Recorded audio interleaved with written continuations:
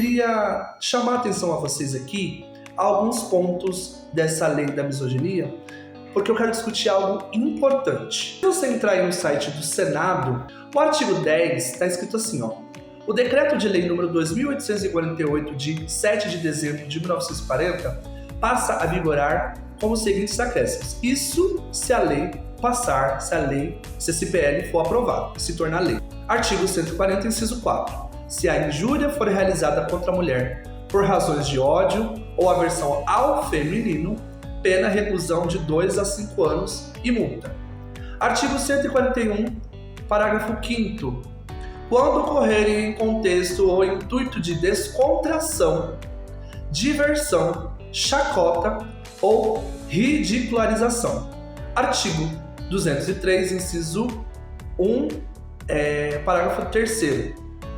Obsta a promoção funcional por razões de ódio ou aversão ao feminino. Basicamente, quando você ouve alguns deputados falando que até uma piada vai ser criminalizada, é o que a lei está dizendo. Eu acabei de ler para vocês o projeto de lei da senhora senadora Ana Paula Lobato. Isso é o que está no projeto de lei. E eu quero ler para você o projeto que foi a votação final. Parecer número 38 de 2026, falando sobre a lei 896 de 2023. Está dizendo o seguinte, ó, anexo do parecer 38 de 2026. Congresso Nacional decreta. Artigo 1. A Lei 7.716, de 5 de janeiro de 1989, passa a vigorar com as seguintes alterações. Artigo 1. Serão punidos na forma desta lei os crimes resultantes de discriminação ou preconceito de raça, cor, etnia, religião, procedência nacional ou praticados em razão de misoginia. Parágrafo único.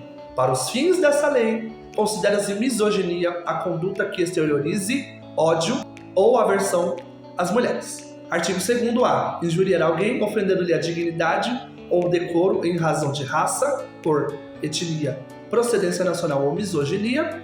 Artigo 20. Praticar, induzir ou incitar discriminação ou preconceito de raça, cor, etnia, religião, procedência nacional ou em razão de misoginia que foi definida nessa lei. Artigo 20c. Na interpretação dessa lei, o juiz deve considerar como discriminatória qualquer atitude ou tratamento dado à pessoa ou a grupos minoritários que cause constrangimento, humilhação, vergonha, medo ou exposição indevida e que usualmente não se dispensaria a outros grupos em razão de cor, etnia, religião, procedência nacional ou em condição da mulher. Basicamente, se você fizer uma piada, se você falar algum texto da Bíblia, por exemplo, que diga que a mulher tem que ser submissa ao marido, se você usar argumentos religiosos, se você usar argumentos cristãos, se você usar argumentos filosóficos que façam com que uma mulher se sinta ofendida por aquilo que você está dizendo, você poderá ser enquadrado na lei de misoginia. Olha o que a Erika Hilton apresentou. Requerimento 57/2026 da senhora Erika Hilton e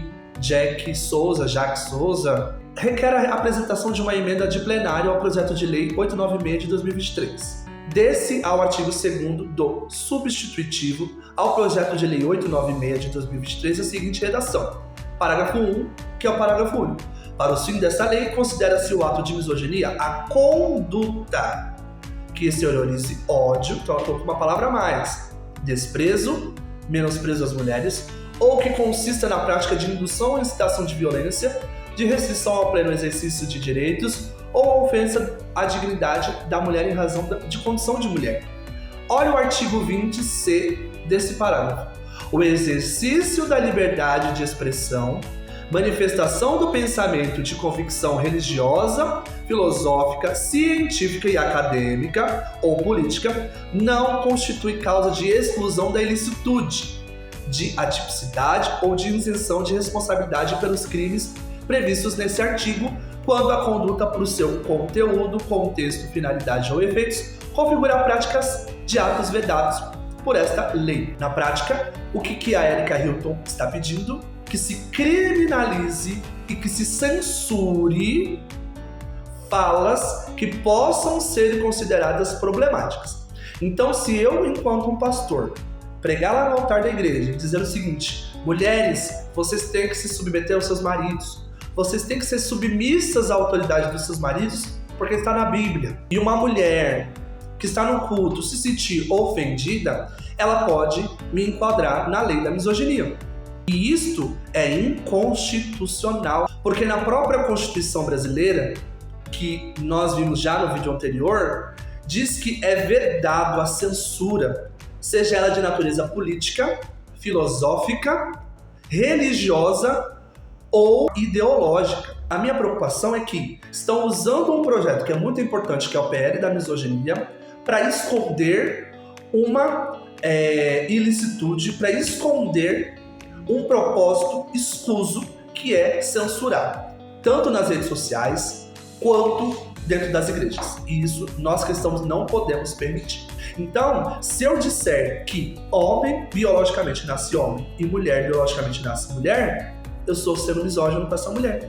Se eu disser que filosoficamente mulheres tendem a A ou tendem a B, eu estou sendo misógino.